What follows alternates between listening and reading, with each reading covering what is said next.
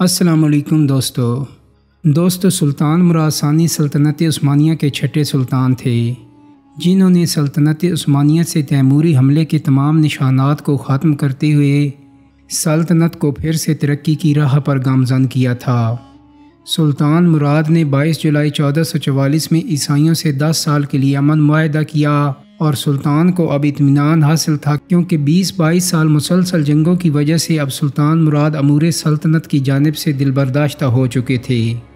سلطان مراد اب چاہتے تھے کہ وہ باقی زندگی سکون کے ساتھ گزاریں۔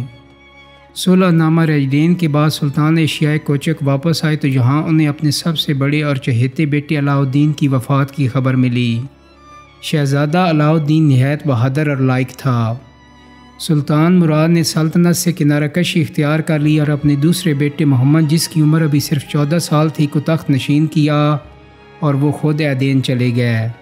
لیکن سلطان مراد نے جس سکون کی تلاش میں تخت چھوڑا تھا وہ سکون انہیں عدن میں بھی نہ مل سکا۔ ہوا کچھ یوں کہ جب یہ خبر مشہور ہوئی کہ سلطان مراد نے تخت سے کنارہ کشی اختیار کر کے سلطنت ایک کم عمر شہزادے کے سپرد کر دی ہے جو کہ ناتجربہ کار ہے، تو عیسائیوں نے ترکوں کو یورپ سے نکالنے کا فیصلہ کیا اور صلح نامہ، جسے ابھی بامشکل 1 ماہ ہی ہوا تھا، اسے ختم کرنے کی تیاریاں کرنے لگے۔ اس غداری کا اصل مجرم کارڈنل جولین تھا، جو کہ پوپ کی سرپرستی کی وجہ سے ترکوں کے ساتھ معاہدہ شکنی پر زور دے رہا تھا۔ اس کے علاوہ قسطنطنیہ کا شہنشاہ بھی اس تحریک کا حامی تھا۔ یہاں حالات تمام تر عیسائیوں کے حق میں ہوتے نظر آ رہے تھے کیونکہ عثمانی سلطنت کی باغ ڈور ایک کم عمر اور ناتجربہ کار شہزادے کے ہاتھ میں تھی۔ ایشیائے کوچک میں امیر البانیہ نے پھر بغاوت برپا کر دی اور عثمانی دستے اسے کچلنے میں مصروف تھے، جبکہ درہ دانیال میں وینس، جینوا اور برگنڈی کے بحری جہازوں کا قبضہ تھا، جس کی موجودگی میں ترک افواج کے ایشیائے کوچک سے یورپ آنا مشکل تھا۔ یہاں ہنگری کے بادشاہ لارڈ سیلاس نے معاہدے کی خلاف ورزی سے انکار کیا، لیکن کارڈنل جولین نے اپنے مذہبی اثر و رسوخ کو استعمال کرتے ہوئے بادشاہ کو مجبور کیا۔ نیز اس نے یہ فتویٰ دے کر بادشاہ کو مطمئن کرا دیا کہ غیر عیسائیوں کے ساتھ معاہدے کی پابندی نہیں کرنی چاہیے۔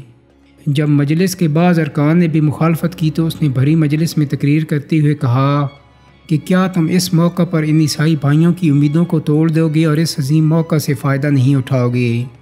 تمہارا عہد صرف خدا اور تمام عیسائی بھائیوں کے لیے ہے، نہ کہ ان قاتل ترکوں کے لیے۔ دنیا میں خدا کا نائب پاپائے روم ہے، جس کی اجازت کے بغیر نہ تو تم کسی سے معاہدہ کر سکتے ہو اور نہ پورا کر سکتے ہو۔ پاپائے روم کی طرف سے میں تمہیں اس معاہدے سے آزاد کرتا ہوں اور تمہاری فوج کو برکت دیتا ہوں۔ شہرت اور نجات کے لیے میرے پیچھے چلو، اور اگر اب بھی تمہیں ڈر ہے تو میں اس گناہ کا وبال اپنے سر لیتا ہوں۔ ابتدا میں ہنیاڈے نے بھی اس معاہدے کی خلاف ورزی کی، لیکن جب اسے یہ لالچ دیا گیا کہ ترکوں کو شکست دینے کے بعد اسے بلغاریہ کا بادشاہ بنا دیا جائے گا تو وہ راضی ہو گیا۔ البتہ اس نے یہ اختلاف ضرور کیا کہ معاہدے کی عہد شکنی کو ستمبر تک ملتوی کر دیا جائے۔ یہ اختلاف اس لیے نہیں تھا کہ وہ ترکوں سے جنگ کرنا نہیں چاہتا تھا، بلکہ یہ اس لیے تھا کہ اتحادی اس معاہدے سے پورا فائدہ اٹھانا چاہتے تھے اور ان تمام علاقوں اور قلعوں پر قبضہ کرنا چاہتے تھے جنہیں عثمانی ترک بڑی ایمانداری کے ساتھ خالی کر رہے تھے۔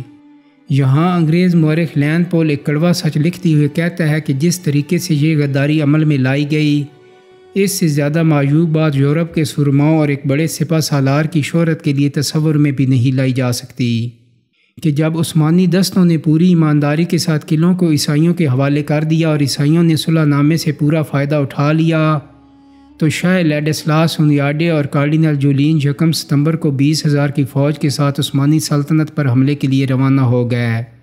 ترک بازنطینیوں کی اس غداری سے بالکل بے خبر تھے۔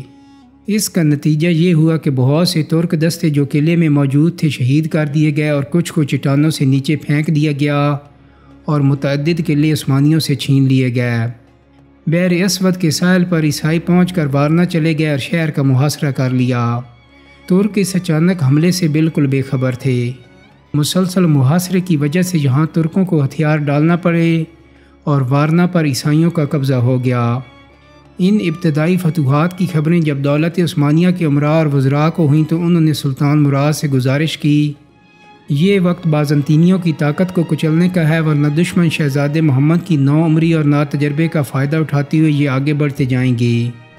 سلطان مراد نے حالات سے آگاہ ہوتے ہوئے 40,000 کی فوج جمع کی اور بازنطینیوں سے مقابلے کے لیے نکل پڑے۔ درہ دانیال پر بازنطینی بیڑے کا قبضہ تھا، لیکن سلطان مراد نے عقل مندی کا مظاہرہ کرتے ہوئے جنوا کے بحری جہازوں کو فی سپاہی 1 دکات کی شرح سے محصول ادا کرتے ہوئے اپنی پوری فوج کو یورپ منتقل کر دیا۔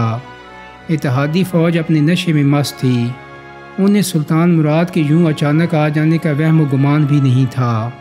سلطان مراد نے وارنا سے 4 میل کے فاصلے پر اپنے خیمے نصب کیے اور جنگ کی تیاری کرنے لگے۔ جان ہنیاڈے کو اپنی سابقہ فتوحات کی بنا پر اپنی فتوحات کا پورا یقین تھا۔ اس نے مجلس کی اس تجویز کو ماننے سے انکار کر دیا کہ لشکر کے گرد ناکہ بندی کر کے سلطان مراد کے حملے کا انتظار کرنا چاہیے، بلکہ ہنیاڈے پوری فوج کے ساتھ خود سلطان مراد پر حملے کے لیے نکل کھڑا ہوا۔ یوں 26 رجب 848 ہجری باب مطابق 10 نومبر 1444 عیسوی کو دونوں فوجیں ایک دوسرے کے سامنے صف آرا ہوئیں۔ ہنیاڈے اس عیسائی فوج کا سپہ سالار تھا۔ عیسائی فوج کے دائیں اور بائیں میں ہنگری اور ولاچیا کے بہترین دستے تھے۔ ترکوں کی طرف پہلی 2 صفیں بے ضابطہ سوار اور پیدل فوجوں کی تھیں۔ دائیں بازو کی کمان رومیلیا کے بے لربے کے ہاتھ میں تھی اور بائیں بازو کی کمان اناطولیہ کے بے لربے کے ہاتھ میں تھی۔ ان کے پیچھے مرکز میں خود سلطان مراد ینیچری دستوں کے ساتھ موجود تھے۔ سلطان نے ایک اونچے نیزے کے سرے پر صلح نامہ رائیڈین کی نقل فوجی نشان کی طرح ہوا میں لہرا رکھی تھی۔ جنگ شروع ہونے کے قریب ہی تھی کہ ایک ایسا واقعہ پیش آیا جس سے کہ عیسائی فوجوں کے دلوں میں بدشگونی پیدا ہو گئی۔ ہوا کچھ یوں کہ اچانک ہوا کا ایسا شدید جھونکا آیا کہ عیسائیوں کے بادشاہ کے علاوہ تمام علم نیچے زمین پر گر گئے۔ جنگ کا آغاز ہوا۔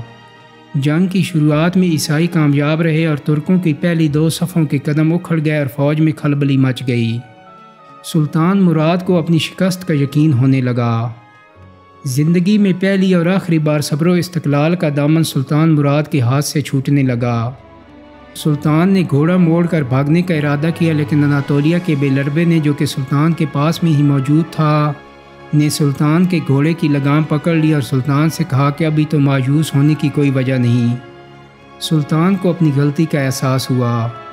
سلطان نے ینیچری فوج کی کمان خود کی اور ان کا حوصلہ بڑھانا شروع کر دیا، اور یوں دیکھتے ہی دیکھتے جنگ کا نقشہ ہی بدل گیا۔